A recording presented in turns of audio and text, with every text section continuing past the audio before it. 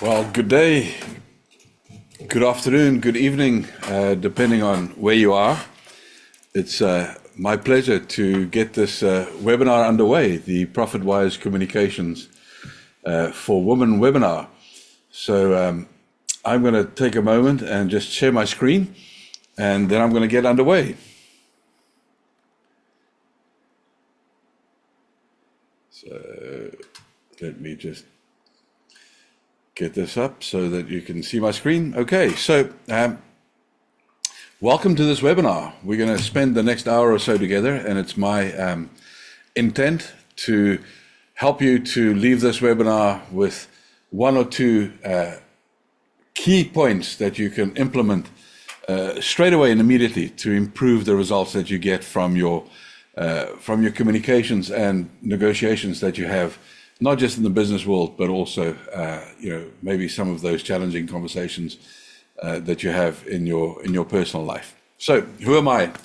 My name is Jan Potgieter. Many of you, seeing as you're part of the Linda Page community in one way or another, will be familiar with my wife, Linda.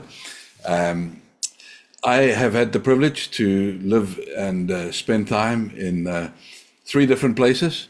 So I was born and raised in South Africa, and I'm back in Cape Town in South Africa at the moment. I've also spent close to about 3 years or so on and off living in the United States, and then I spent about 17 years living in the UK. So I've had the opportunity to see a bit of the world and get experience in different markets, in different environments. Over the past 22 years or so, I've had the opportunity to train more than 13,000 people in a face-to-face environment, typically in a small group format. So, groups of about 10, 12 at a time, which allows you the opportunity to really engage with people on a one-to-one basis.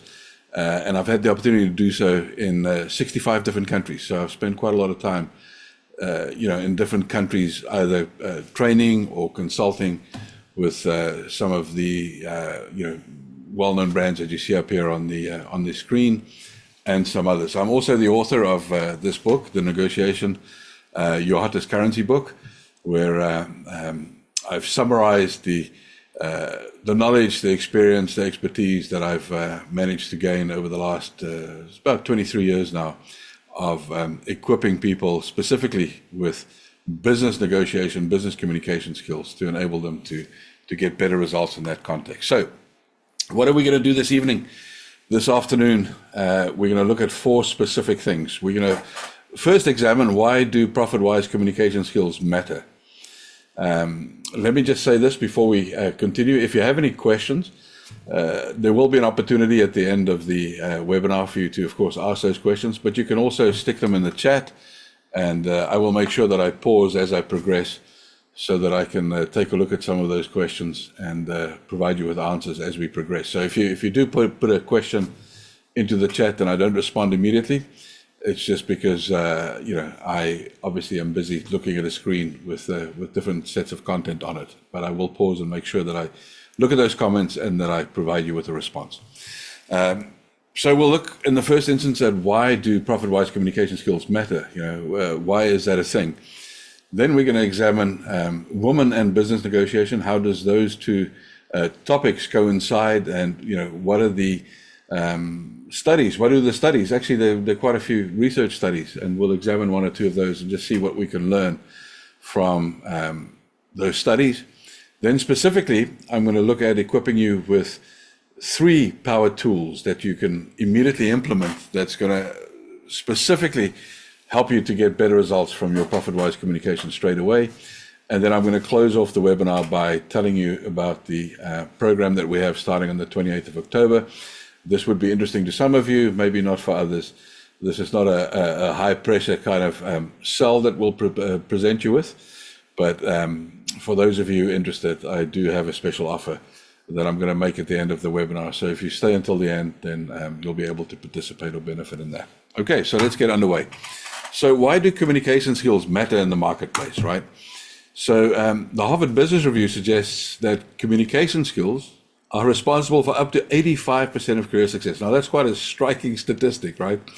While technical knowledge only accounts for about 15%. So often, the whole education system, the whole way that society is set up, is often skewed towards the technical qualification side, right? But there are numerous examples. If you look at, for instance, the medical profession, the doctors that get sued the most, studies in the US, there are actually a number of studies have found that it's doctors with the worst bedside manner that get sued the most. It actually has nothing to do with their competence or their capability, but everything to do with their communication skills. So the way that they're being perceived has a significant impact on whether they'll be sued or not. So actually, as they underwrite, medical insurance policies, that's a primary thing that they look at is the ability, the bedside manner that the specific doctor has. And they spend actually at medical school time teaching doctors specifically how to communicate more effectively.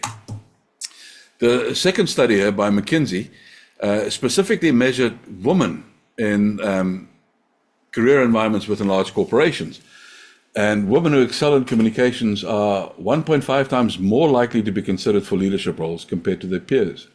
So obviously, when we talk about communication skills, it's about being motivational, about being inspirational, and ultimately delivering results, so that your conversation leads to outcomes that deliver results. So interesting study there. And then, of course, Dr. Robert Cialdini, he's the leading social psychologist of our time. He has tenure at the University of Phoenix in Arizona. But his research shows that, effective communicators achieve 30% better outcomes in negotiations. So there's no doubt that the way that you say things, it's not just what you say, but the way that you say things, the way that you can transmit a message can have a significant impact on your results. Of course, you're able to build influence and leadership through your effective communication skills. It's for women particularly, I think, important to realize that, one way of overcoming the stereotyping that you're so often challenged with in the marketplace is to enhance your communication skills. We're going to delve into that a little bit deeper later on. And then, of course, one of the things that we'll look at is the tendency of women, generally speaking, not to be so strong in self-advocacy, where men tend to be far more likely to be proponents of promoting themselves than women are. A couple more here. So if you can communicate effectively, it will enable you to make huge strides towards creating an inclusive work environment, right? So the way that things have changed, there are plenty of research studies also studying, the impact of equal opportunity in the workplace, the rewards that both genders receive. Interesting one study, for example, in the Nordic countries in Scandinavia found that, and those countries typically have the highest degree of equality between genders at senior level within organizations. And they found that there's still a disparity in reward, in remuneration, even though there's legislation that makes that illegal. And the reason for that was the fact that women just typically don't advocate for themselves as hard as men do. So these skills go a long way towards eradicating some of those discrepancies, if you will. It's also going to help you to navigate complex relationships if you had good communication skills. And of course, if you're confident in the way that you can communicate, it's going to help you to far more easily connect with peers and, of course, mentors. A key element of success also when they examine success in the workplace is the ability to attract mentors, right? To have somebody take you under their wing who's already achieved the results that you're seeking. And, good communication skills obviously make that far more likely than if you didn't have those communication skills in place. So the goal for today is to help you to transform your communication skills so that you can have more influence, impact, and success, right? And so that's interesting, obviously, in the marketplace, but it's not restricted to one area. This can manifest itself in many different areas depending on what you do. So whether you're leading a team, if you're negotiating a deal or a transaction, or even if you're just managing everyday conversations. And we know there are many conversations that can be challenging in an everyday sense, right? Not just work-related conversations, but also personal conversations. So let's just look for a moment. Let's pause and look at the unique challenges faced by women. Now, you might ask, why would I sit here and talk about, I'm a guy, I'm a male. What would I know about the unique challenges that women face when they approach negotiation? Well, of course, a good proportion of those 13,000 people that I've spent time with over the last 20 odd years, training, probably about at least a quarter of them have been women. And I've also had the privilege when I lived in the UK for a number of years running, I was engaged by the Royal Academy of Engineers in the UK actually to work with young women who, they obviously the Royal Academy of Engineers, it's a body, it's an institution that tries to promote the growth of engineering, and engineering, generally speaking, is a male-dominated environment, and so they really wanted to get women to go into engineering careers, if you will. And so I worked with them specifically to equip these young graduate women with communication skills, with negotiation skills that they can apply in those male-dominated environments. So in addition to that, of course, my wife, Linda, she's all about empowering women. And I've now been married, I think, 23 years with Linda, to Linda, I should say. And, I've taken great pleasure in seeing her rise and the impact that she's had on so many women, and I've worked closely with her. So I've developed a very good understanding of some of the challenges that are unique to women when it comes to the marketplace. So one of the telling ones is a lack of confidence. Many women experience imposter syndrome within male-dominated work environments, certainly. And so there's a study, the Lean In study, that found that 60% of women hold back in meetings because they feel underconfident or they fear being judged, as a result of the societal conditioning, really, that discourages assertiveness in women, which is an interesting point. We're going to come back to that one a little bit later on. So there's no doubt, the Harvard Business Review also discovered this, that women face greater challenges, greater risks when they're assertive in the context of negotiations or conversations. And so that's something really to consider. And of course there are ways that we can approach communicating assertively in such a way that we minimize these societal risks, if you will. And so that's one of the insights that we'll look at a little bit later on. Women also suffer the indignity of not being heard. Harvard Business Review, the same study, found that women are interrupted in meetings twice as often as men, which undermines their authority and credibility. So certainly, women face more challenges within the kind of the formal workplace than men do in these regards. Here's an interesting one. Carnegie Mellon University found, and I alluded to this earlier, that men are far more likely to negotiate than women. We negotiate or initiate negotiations 4 times more often than women, which is really interesting in how that manifests in the level of reward that's received. Men are far more likely to engage with their leadership and challenge for improved remuneration than women are.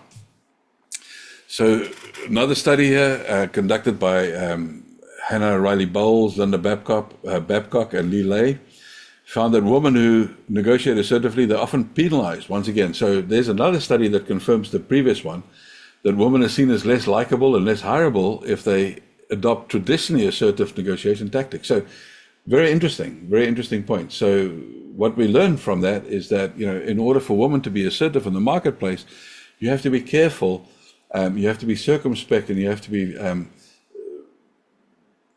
manage those kind of interactions with a high degree of design to make sure that you come across in a way that's assertive, but at the same time cooperative, to minimize the risk of being judged, quite frankly, unfairly. So there's a lot of bias and stereotyping still in the marketplace today, right? There's just a general expectation that women are expected to be more communal and less self-promotional than men.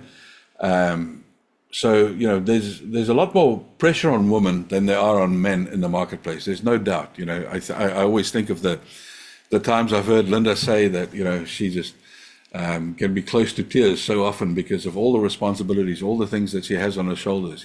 Kids and community efforts and stuff, and then work, and this is just not a pressure that I think men traditionally experience when they get to the marketplace. There's also, of course, a significant reduced amount or number of role models available to women within the traditional business world. So women still to this day, even though the playing field has been leveled to a large extent, are significantly underrepresented in senior leadership roles, right? So it's much harder for women to find mentors than it is for men. And then this is the point that we made earlier as well, is that women have a higher degree of reluctance to promote themselves, to advocate on behalf of themselves. And there's a clear way that we can deal with that, which I'm going to share with you later on. So the cost for women is higher. The emotional cost in engaging in profit-wise communications and negotiations is higher than it is for men. So what does it cost you if you're not improving your communication skills and your negotiation skills? What's the cost associated with staying in this place where we kind of the victim of the circumstances that society impose, or the price that society imposes on women in the marketplace? Well, if you can't negotiate effectively, here's a very interesting point, that women who don't negotiate their starting salary, they stand to lose over $1 million in earnings over their lifetime. Obviously, that brings into account the compounding effect. But there's a significant financial cost associated with not negotiating or communicating effectively and assertively. Reduced confidence, obviously. If you have a lack of confidence in the way that you communicate, it's very difficult to convince somebody to move in your direction or to satisfy your needs, right? I always say it's impossible to sell Coke if you have Pepsi in the fridge, right? People just pick up on a lack of confidence very, very easily. It's something that just shines through. If you don't have good communication skills, it's easy to get overlooked.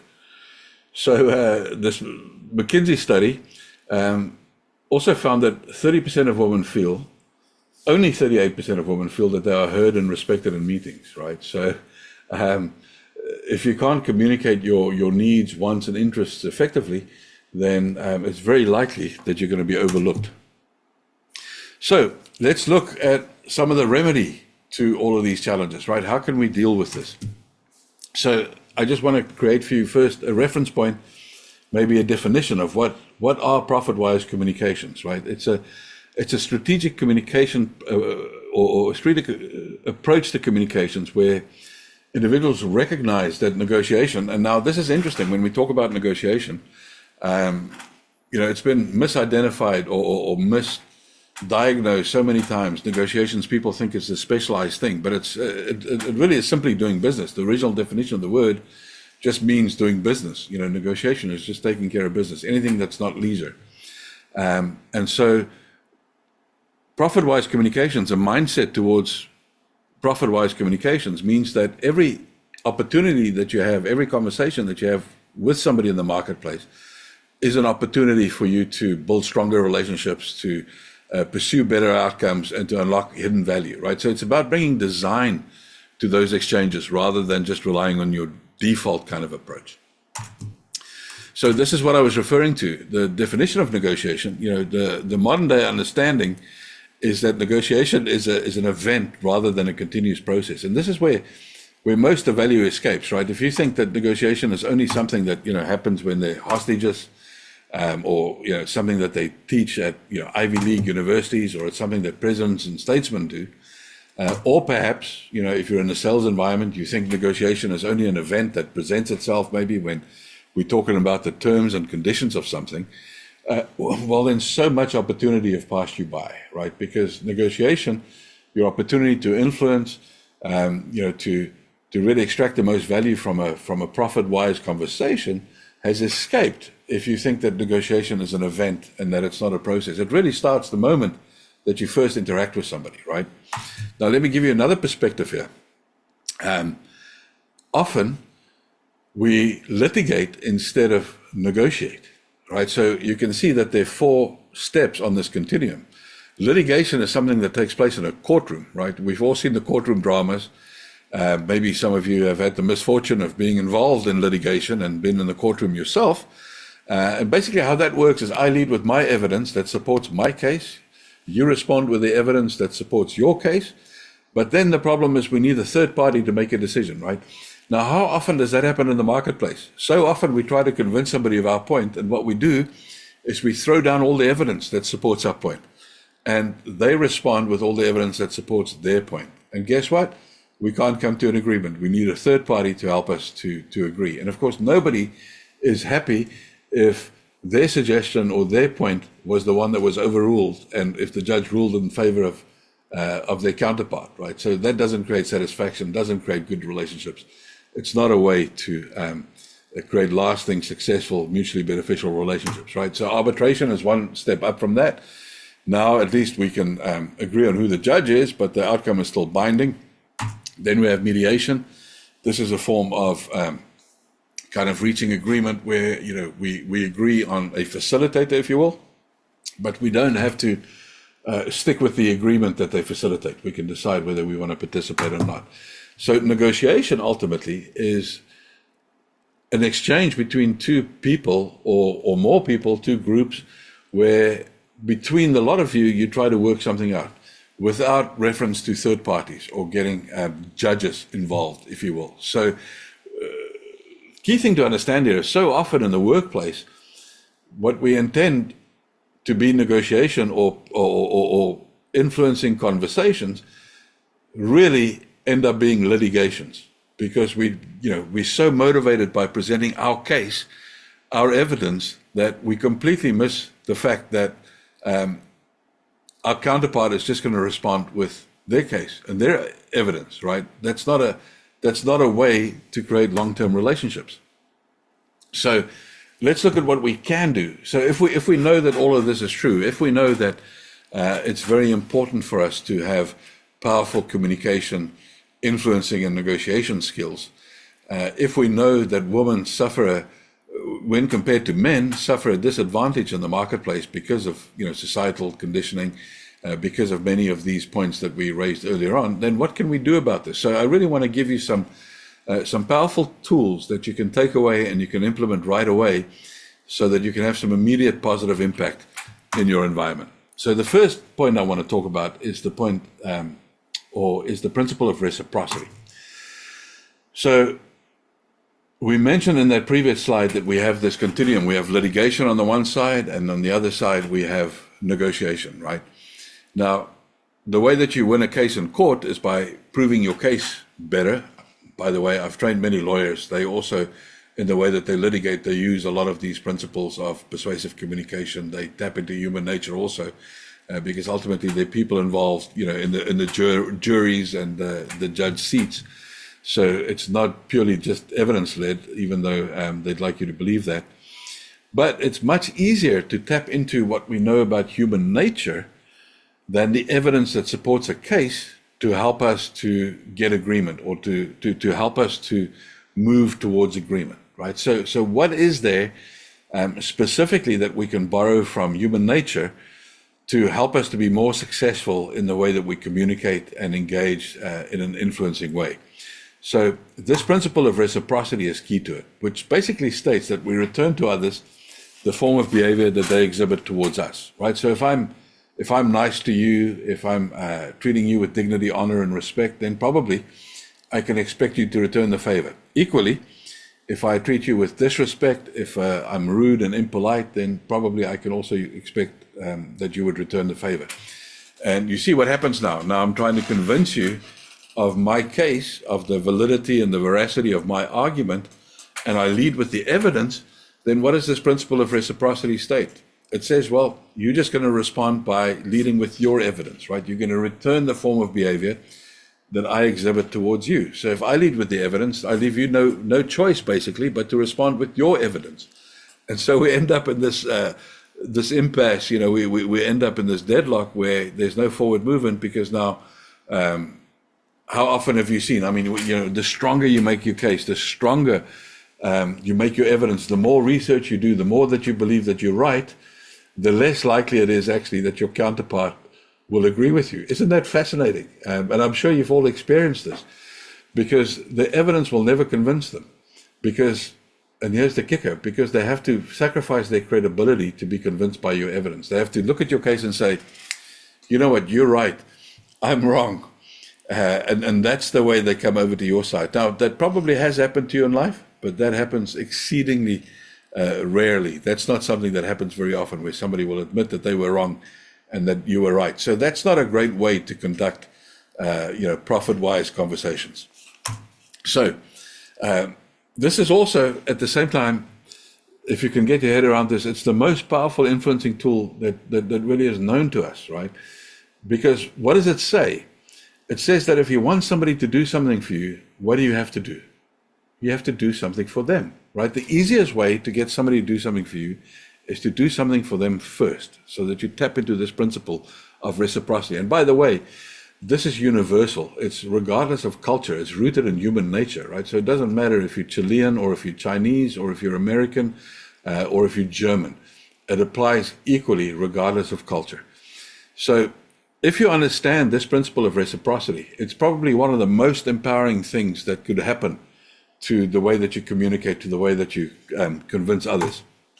Because now you can really move from communicating and negotiating by default to negotiating and engaging by design, right?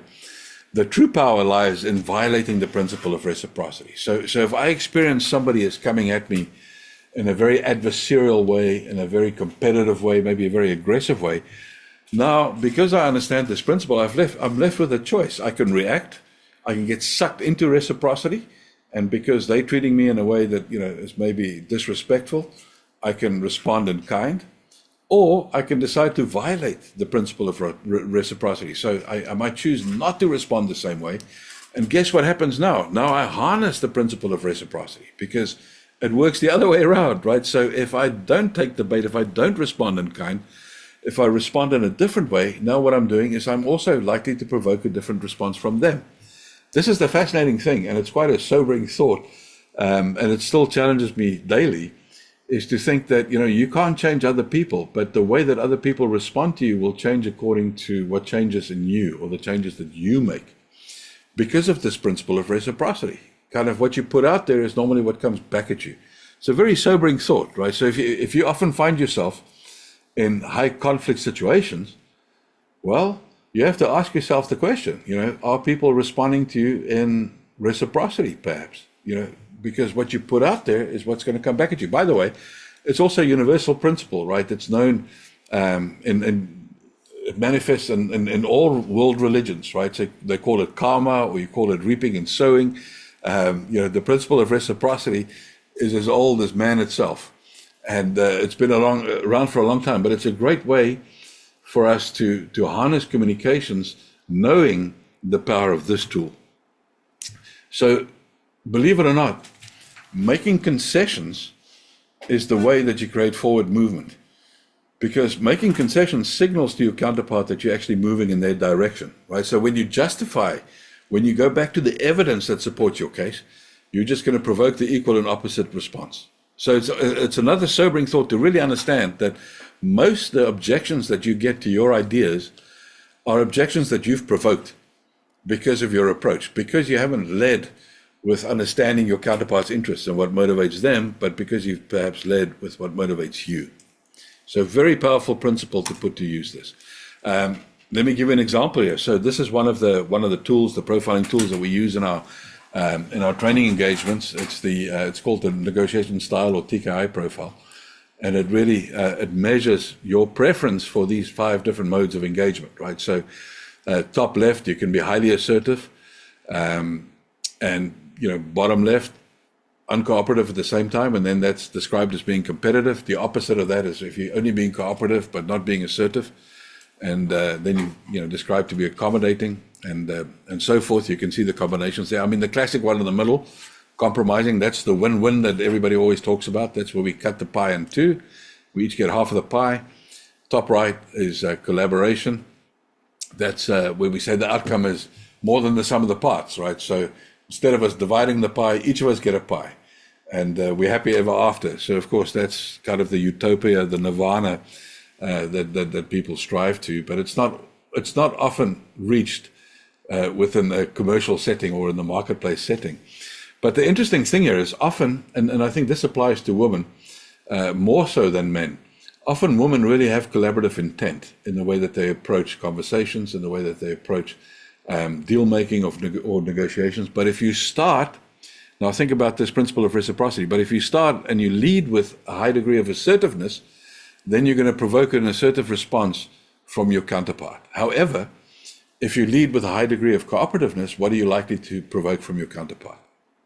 The equal response from them, right? So they're going to be far more likely to respond in a cooperative way because you've led with a cooperative way. So very interesting that a collaborative approach is both a highly assertive and a highly cooperative approach at the same time. And so, if we connect this back to the way that women are often understood, when they're being assertive, understood in a far more negative way than men would be, the one way that you work against that is that you make sure that you always lead with cooperativeness and you don't lead with assertiveness. And then you're most likely to provoke cooperation in return as a consequence of this principle of reciprocity, and then you have the opportunity to, of course, assert yourself. So, but it's very important that you articulate what your needs are. But the point is, you don't lead with articulating your needs. First, you explore your counterpart's needs. You ask them what's important to them, what matters to them, and then when they share that with you, most likely they're going to invite you, because of the principle of reciprocity, to share what's important to you. You might not even have to make sure that you position it. They might just ask in return for you to also share, what it is that you need, what interest you're representing. So that's a key tool for you to use in your approach to profit-wise communications. Another tool that we use in our training programs is this tool. For those of you who have participated in Linda's program, the Dress to Connect program, you'll be familiar with this profile. But the fact of the matter is, we're all different, right? And we have different motivations for doing things. And so it's key to understand, if we want to be influential in our communications, that people are motivated by different things. And the odds are pretty good that they might not be motivated by the same things that motivate you. And so it's about understanding, creating a framework, if we want to be effective in our communication, understanding what motivates us when it comes to a particular context, and in that same environment, what's likely to motivate our counterparts. Now, some of you might be in a business-to-business environment. Some of you might be in a business-to-consumer environment. Some of you, might not, necessarily be in a formal business environment. But in all those environments, they're different stakeholders, and they're not motivated by the same thing. I mean, people will do different things motivated, by the same reasoning, or they will do the same thing motivated by different reasoning. I mean, many of you will have heard that example about the very successful businessman that got interviewed, and they asked him, why are you so successful? And he said, it was because my father was an alcoholic, and I decided that, I'm never going to go down the same route, and I'm going to qualify myself and move away from that kind of life. And then his brother ends up as an alcoholic, and they ask him, why are you an alcoholic? And he has the same reason. My father was an alcoholic. So the point I'm making is that, we get to different outcomes motivated by the same stuff, or we end up in the same place motivated by different drivers. But the point is, we have to understand what motivates us, what motivates our counterparts, because then we can go beyond the obvious to find more reasons for us to agree. It makes persuasion so much more powerful if we can connect that which we're trying to communicate to the things that matter to our counterparts, rather than just focusing on the things that matter to us. The second tool, so that was the first tool. The first tool is harnessing the power of reciprocity, and bringing that to bear.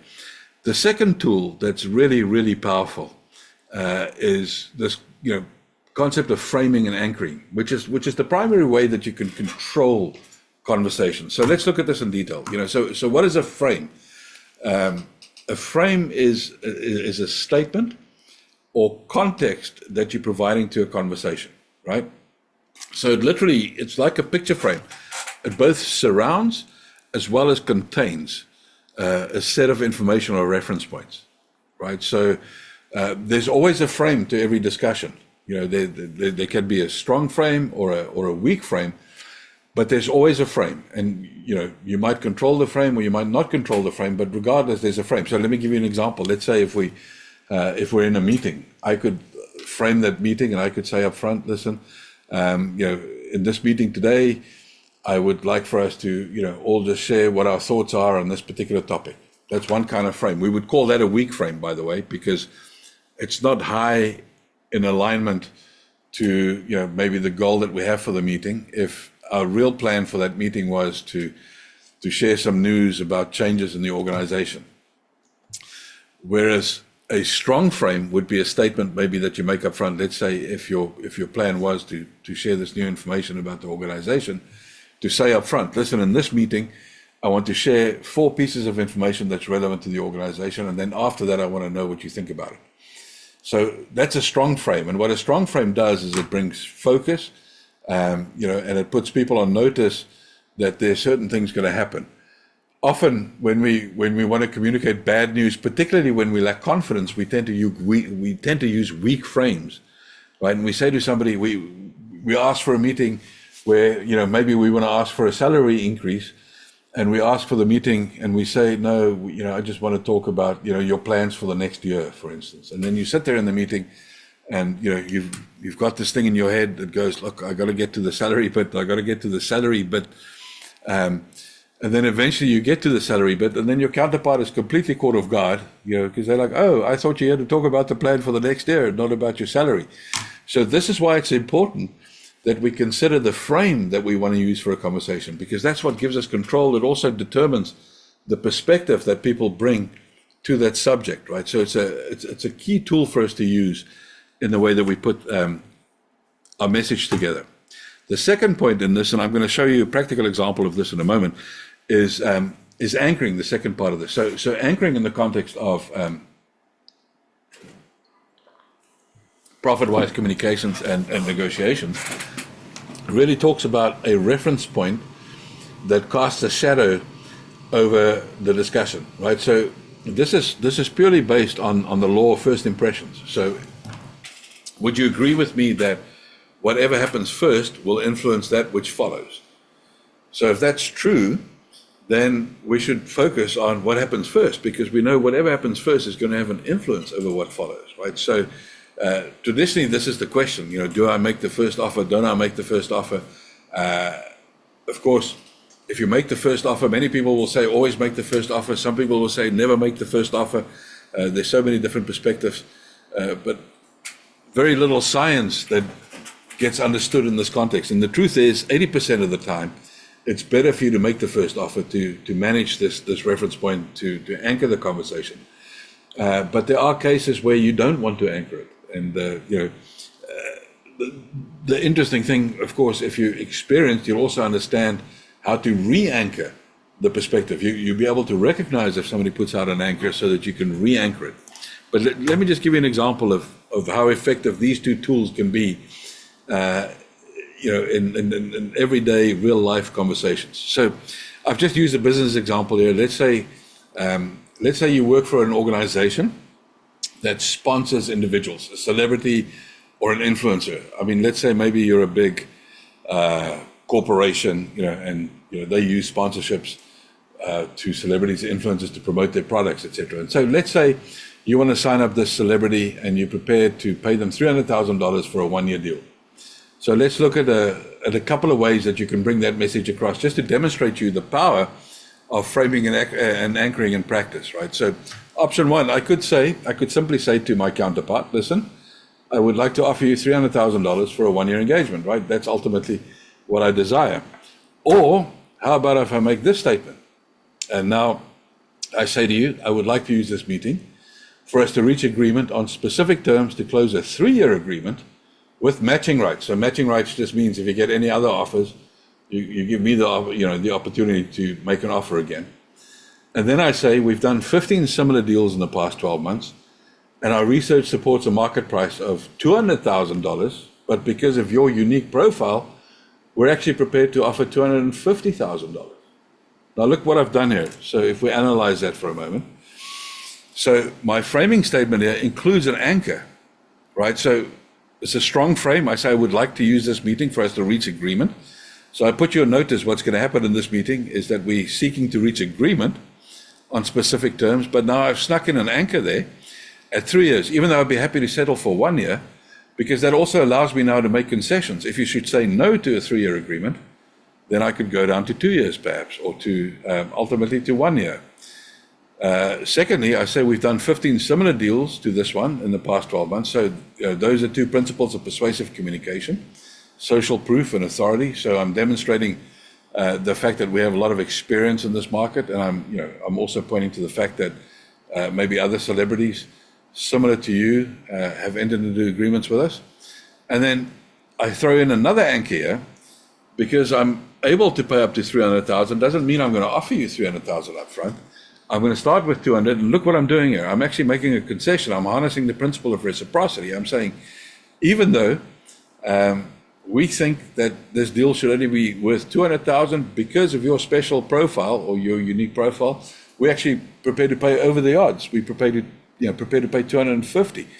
So we create an anchor there through making the first offer, but we also allow ourselves the opportunity to use the principle of reciprocity once again and to offer a concession if you should say no to the offer of $250,000. So you can see how integrating just this principle of framing and anchoring can make your statement so much more effective.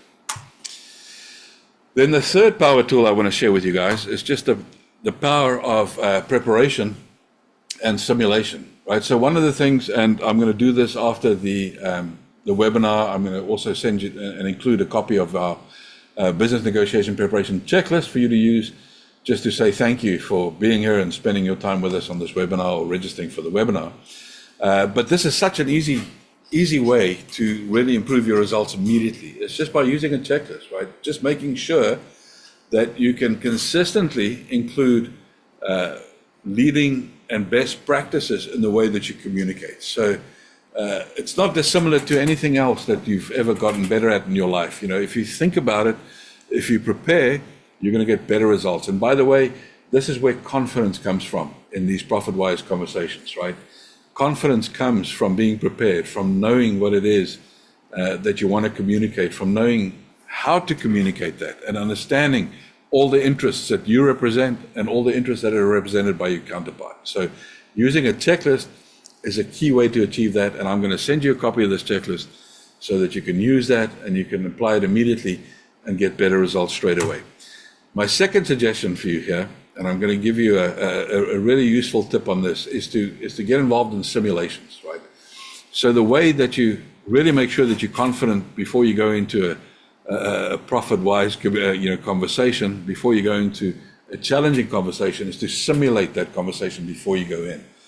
But here's the thing. The biggest mistake most people make is when they simulate that conversation is that they do not assume the role of the counterpart. They only play their role. So if I'm expecting to have a difficult conversation, let's say with my boss or a co-worker, or maybe it's an important sales conversation I'm going to have with someone, the way I should simulate that is not to say that I'm going to be presenting my case, but it's to find a colleague, to find somebody else, and ask them to represent your role and for you to assume the role of your counterpart. Because the moment you put yourself in their shoes, now you're going to discover interests that you probably didn't think of before. And that is the test that's going to show you if you're ready for that conversation. So the way that you make sure that you're ready for the conversation is by running a simulation. By the way, the other thing it does is it actually helps you to create reference points that you can access during that conversation, right? So strength is only ever built against resistance. And so you don't, you physically cut neural pathways when you engage in simulations. And so if you just read something or you just watch something, you can't access that under pressure. But if you've practiced it, then you can access that when you're under a pressure or in a pressurized situation, right? So this is why simulations are key. So those are 3 tools for you to use. But to level up, ultimately, you should focus on a few things that I want to share with you here. The confidence gap. So we've spoken about a couple of tools here, I think, that can significantly improve your level of confidence. Practice, simulation, preparation, that's the key in the context of these kind of conversations. But another powerful tip here, so women typically are very good at advocating for others. I mean, think about, how mothers are described, how fierce mothers can be in the way that they protect their children, right? Women are very, very good when they typically in advocating on behalf of others and defending the interests and the needs of others. So a way for you to deal with this is, even in the difficult conversations that you have or the commercial conversations that you have, always remember that you have a mandate and that you're representing your family, that you're representing somebody else. So even when you think you're negotiating on your own behalf or for yourself, you're not really just negotiating for yourself. You're always representing their interest, right? Because if you earn more, if you're more successful commercially, then of course you can have greater impact on your community, on your family, on your church, whatever might be important to you. So you should always see yourself as an agent representing other people's interests, not your own. And that'll allow you to be far more confident and assertive in your demands. So, that's a great tip for you to use if that's something that has been a challenge for you. A couple of things we've spoken about here, anchoring and framing. So powerful tool for you to focus on these negotiation strategies and tactics. Another one is to always look for alternatives, right? So it's important for you never just to have everything gambled or go all in on one option, because that might force you to be accommodating in the end if there's only one option. So it's always good to understand the varying options available to both parties when you're entering these kind of discussions, right? Because that's going to tell you where the balance of power lies. And that's going to help you to decide how assertive you can be or maybe how cooperative you need to be. Also, when you practice, when you engage in skills development, it's going to help you to manage emotions within these kind of high pressure situations. And this is not something that's unique to women at all. You can see a lot of emotion get into commercial discussions, conversations very often, and it can get quite heated. And if you understand some of these strategies and tactics, etc., it helps you to not have that high degree of emotional investment, or to violate that principle of reciprocity. Maybe if somebody's attacking you personally, you can recognize what's going on, and it can help you to respond rather than to react, and so you can violate that principle of reciprocity. So ultimately, it's all about moving from default to design. What I want to do, just before I tell you about the program, which is next, I see that somebody has joined us. A little surprise. But I want to ask Linda, she's just signed on, to maybe just take 5 minutes and share with you what these skills have done for her. So Linda, if you're there and if you can hear me, please come on. Hey Jan, I can, hi everybody, but I can't get my video on, or is that not an option? You should be able to get your video on. Let me see here. I'm sorry. Is that not working? Let's see. Oh, for some reason it's not doing it. Yeah, it just says I'm here. I'm glad to be able to hop in and join you guys for a couple of minutes. But it's not an option here. But that's okay. If you've got a few minutes, I can jump in and Yeah, please do. So yeah, guys, I mean, I've been working with Jan for probably the shorter side of 2 decades. And when I saw he was running this webinar today, which I really appreciate, because whether we've met or not, whether we have worked together or not, Try your video most again once people, more, Linda. Just once more. I just changed the setting. It may work or it may not. there There you you are. go, there you go. Yeah, okay, thanks. So yeah, I am passionate about helping and empowering women in business, women in the marketplace, women at home, women as wives, and women in general.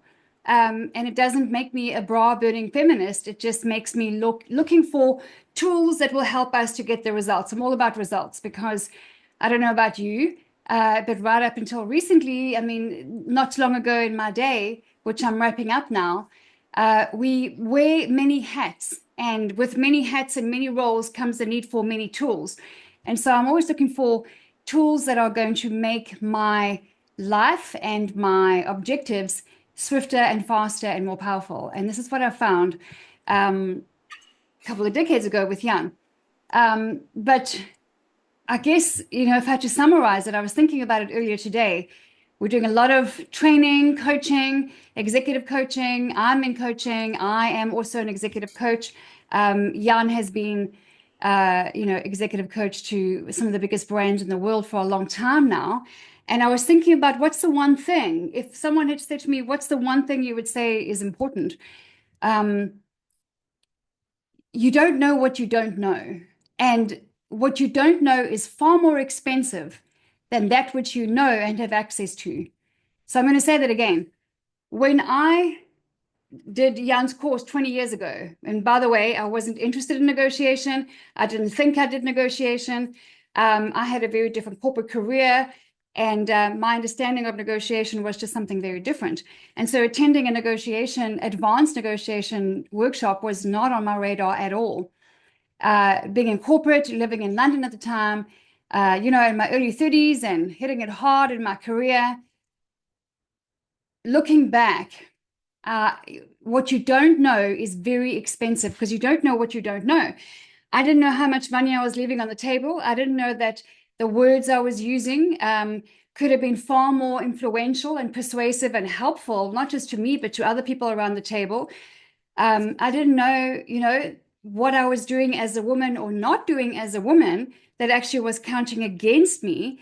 And not for any kind of gender, female, crazy sake in the world these days, but to be a woman is a beautiful thing. It's a powerful thing. It's a very God-given thing. To be a woman in the marketplace these days with AI and technology and so much opportunity on our desktops right here, right now, to be able to tune in from everywhere in the world is an amazing privilege. But I quickly learned you don't know what you don't know. And that was far more costly to me than looking at personal development and how much this workshop was going to cost, or how much that course was going to cost, or how much this conference was going to cost me. And when I sat down and actually worked out how much my ignorance, and ignorance doesn't mean you don't care. It doesn't mean you're stupid. It just means you don't know what you don't know. It cost me far more. It was more expensive than investing in myself. And as you know, but you're probably here because you're someone who invests in your personal development. And it's the best investment you can make is in yourself. But there are a couple of things that I got from Jan's workshop. And I'm not going to go into any kind of detail, except to say, 20 years later, maybe it's 19 years later, framing. I don't know if Jan has spoken about it. I've also been on calls and I've just hopped on now. And I wanted to just jump on and catch the last bit of this. But I'm assuming he spoke about framing because We did. it's something that changed my life and will help you in marriage as well, by the way. Don't know about you, but I need all the help that I can get there. And communication tools are helpful. Framing was one of the biggest turnarounds in how I did business, how I held and managed and prepared for conversations. The second thing was the male-female dynamic. Jan has worked with, he might have shared with you, thousands and thousands and thousands of people at a very, middle, senior, and very executive level of experience in the world. And that brings perspective and that brings insight. And the good news is the world needs women in business. The world needs our feminine mindset. The world is still looking for and benefits from our God-given design in terms of picking up nonverbal signals and being a bit more intuitive around the emotional aspects of communication. And this whole conversation about, some people are far more logical and some make rational decisions. No, we all make decisions emotionally. That's really good news for women. I don't know if you knew that, but I've met with and paid enough psychologists in my personal development to know 80 to 85% of us, in terms of our decision making, is emotional, because that's where the subconscious contains our memories and our thoughts. Anyway, that's a little bit of a rabbit warren. The male-female dynamic, and what I learned from working with Jan and role-playing with him and dry running and running simulations with him when we worked together in London, was invaluable. And so what those two things, plus all the other things I learned from him, resulted in, which led me to what I'm doing today, partly, was confidence. Confidence is magnetic. Confidence is essential. Confidence is trusting yourself. And how do you trust yourself? You have to have certain skills.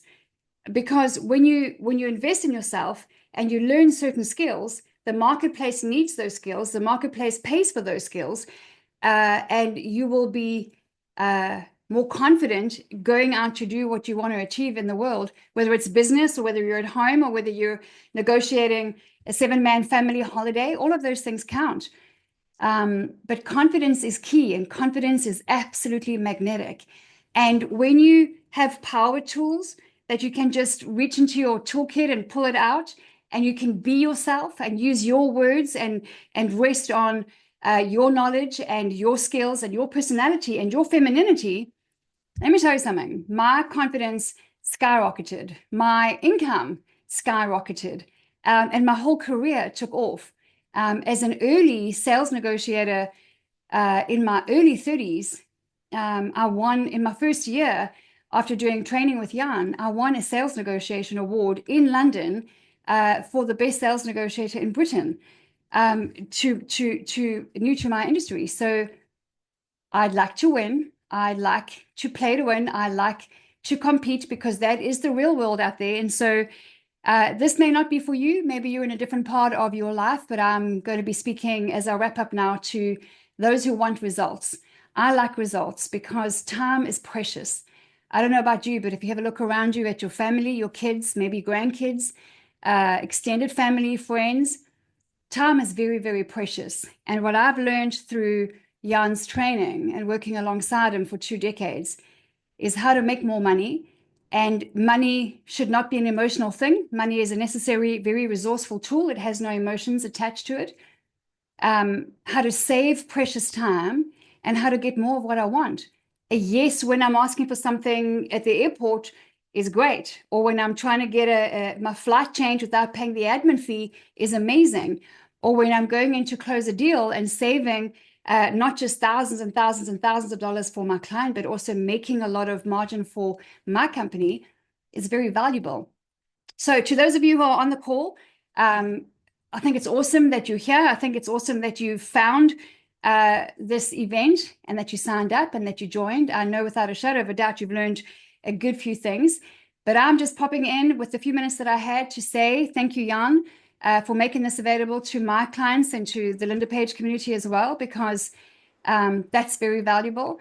And it's all about results. If you want results, had I known then what I know now about working with Jan, 1 hour with this guy will get you more results than anything. So whatever he's selling, it's a freaking no-brainer. Just shut up and click and buy is all I can say, because what it did for me and my confidence and my results in business and in relationships was a no-brainer. So thank you, Jan. Thanks for letting me in for a minute. Thank you Thanks very so much for joining much for making time for the Linda Page community as well. Yeah, appreciate it. Thank you very much. See you in a bit. So let me just get back to, I've got a couple of minutes left here. Just back to where I left off. If you give me a moment, let me just find that spot. So this is where we were. And I wanted to just take a moment to share with you. This will only take a couple of minutes. We have a first edition of the ProfitWise Communications Program for Women, starting on the 28th of October. And we've already had a few women sign up. And I want to tell you just a little bit about this program now. Once again, there's no pressure. It's not a pressure sale. This might be interesting to you, and it might have great utility value to you, or it might not. And if it didn't, then I bless you. I hope you got value from this webinar. But if it does hold promise for you, or it engages your interest, and you think that you could benefit from this, then stay with me for 2 minutes and let me just talk you through what's on offer. It's a 6-week, 100% remote program, and it's made up of a few different parts. So it's made up of, it's a modular design, which is, largely self-paced modules with some knowledge assessments, skills assessments as part of it. We have live peer-to-peer simulations as part of the program. So you've seen the importance of simulations. There's, live negotiation simulations with myself as part of the program. You'll get both your personal profiles done, and analyzed as part of this program. We have live weekly calls as part of the program, and you'll also have 2 coaching sessions with me in a one-on-one format as part of the program. So, like I said, it's a digital platform that we use. It will require probably somewhere between 2 to 5 hours of your time each week to complete the program successfully. These are the kind of results that you can expect: improved confidence and control, improved outcomes, financial, time, resources. I think Linda spoke to many of those points. Better relationship management, and enhanced strategic thinking and planning, in terms of setting up for these conversations, transacting, thinking through the way that you negotiate deals. A couple of success stories. I'm not going to spend too much time here, but these are some of the women that have worked with me in the past. I'll flash through that. This presentation will also be made available to you after our time together here this evening or this afternoon.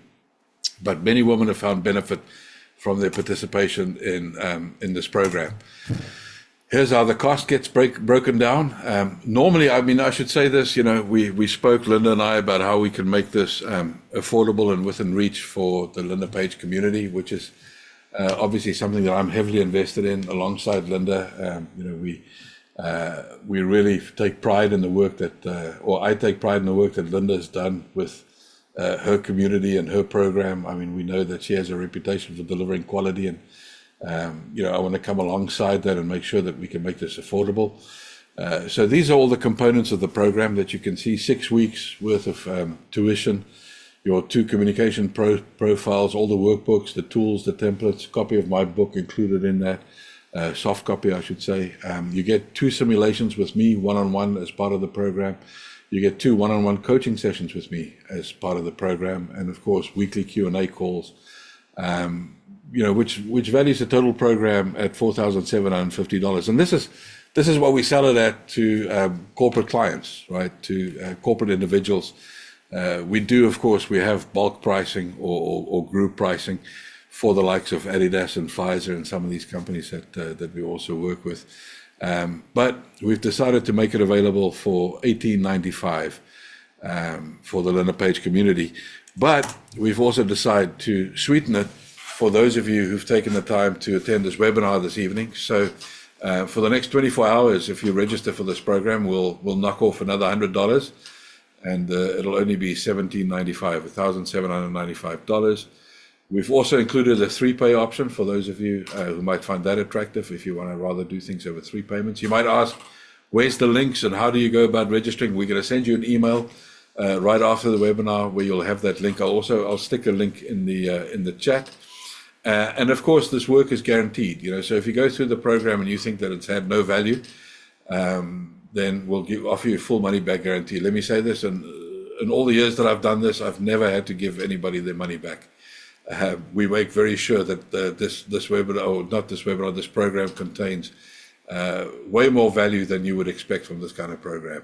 So we're very confident that if you invest in this program, that it's going to return a return on investment far in excess of what you can invest in. And this is actually one of those programs where your returns happen very quickly. You never know what happens next. Maybe it's when you buy that next car, you sell the house, you buy a house, you apply for that next job, you're trying to close that next deal, and you make 10 times what you invest in this program, maybe within days. We often get stories like that.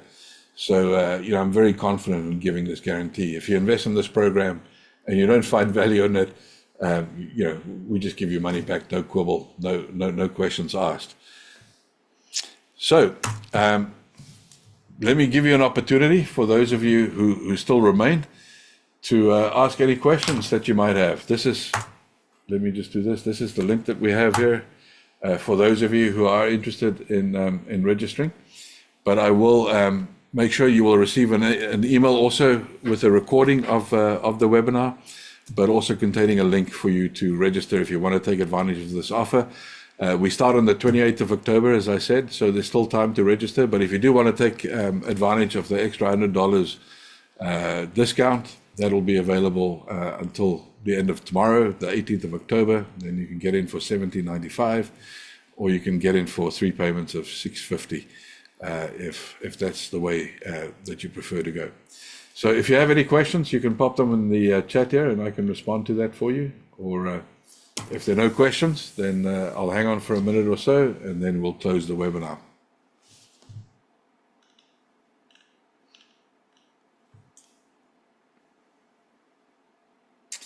Ebony, thank you very much for your note there. Irina, thank you very much. Appreciate that. Clara, thank you for your messages. Claire, thank you very much for your message. It's great having you guys here.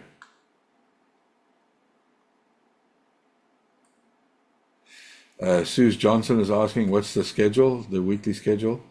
So many of the components of the program are totally self-paced, so you determine the schedule for that. And the activities that we schedule, the simulations, etc., we use scheduling software or links for that. So you schedule everything to happen in a way that fits in with your schedule. The weekly calls that we have, those are the only things that have a set time. But once again, if you can't attend every call, we make sure that we record them and that we distribute them to you afterwards. So you make the schedule fit around whatever you need to complete in your week. So it's it's totally self-paced, if you will, to fall in line with your scheduling, both the live components as well as the the platform-based components. Nancy, you're very welcome. Christine, you're very welcome. Suze, I hope that answered your question. I'm also very happy that you've registered, and I'm looking forward to meet you in person. Nancy, my book, of course, my book covers the material in the program. Yes, of course not. You don't get the benefit of the simulations and the practical applications and the coaching elements and the personalized feedback or the profiling, but certainly the principles that we teach, those are contained in the book, of course. Claire, the one-on-ones. So the focus of the one-on-ones. So twofold. The one-on-one simulations. What we do is, we set you a task to simulate. We record that. We have the opportunity to analyze that from a view of helping you specifically identify some of your strengths and weaknesses, so that you can. It's important to identify the strengths too, because you can capitalize on those, right, and you can mitigate the weaknesses.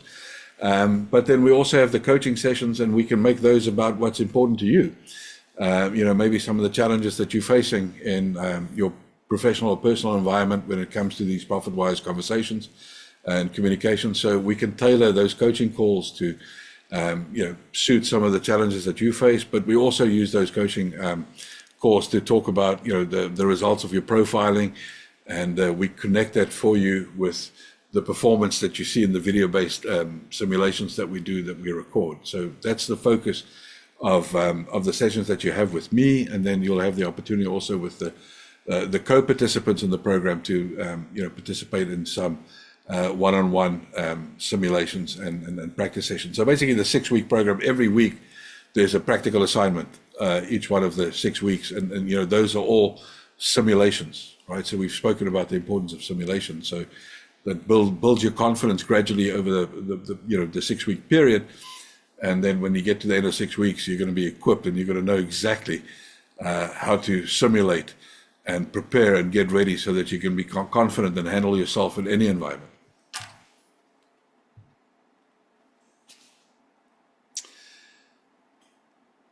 Any other questions, folks?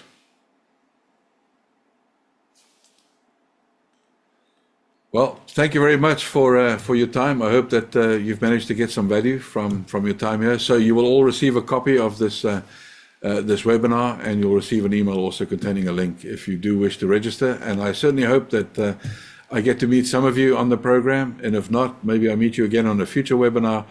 And I wish you all the best.